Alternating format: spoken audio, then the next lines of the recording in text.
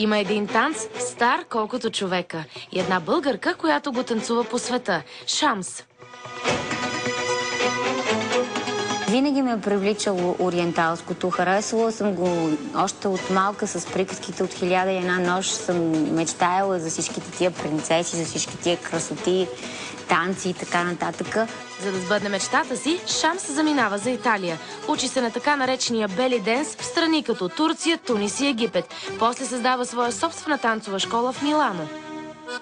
Аз се опитвам в Италия да покажа нашия вариант на бели денс. Ползвам много често българската музика, ориенталска, така наречената чалга. Ориента не е само в арабския свят. Ориента е и тук. Шамс обаче държи да се прави разлика между българския кючек и бели денс.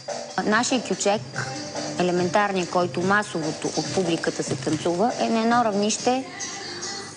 Бели денса, за да го се нарече бели денс, човек трябва все пак да има някаква техника, да е обучен.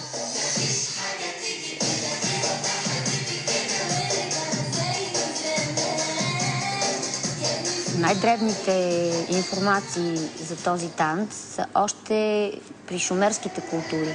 А даже и по-назад, колкото и смешно да звучи, едва ли не още когато човечеството си е дало сметка, че е различно от животното, е почнала самата жена така да флиртува, да почне с движение, с някакъв ритъм, да съблазнява мъжката част.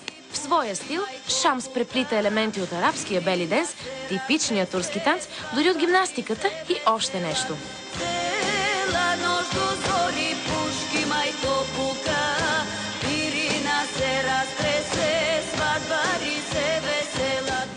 И докато за света танцът на Ориента е атракция, в арабския свят това е обичай, без който не минава нито един празник, особено сватбата.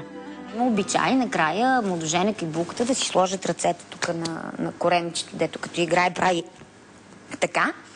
И това е като за благословия за добър брак. Бели денса, вярно, че трябва да се учи, но се учи техниката. Не може да те научи това, което ти идва отвътре. Затваряш очи и се оставяш на самата музика да те носи и да те води.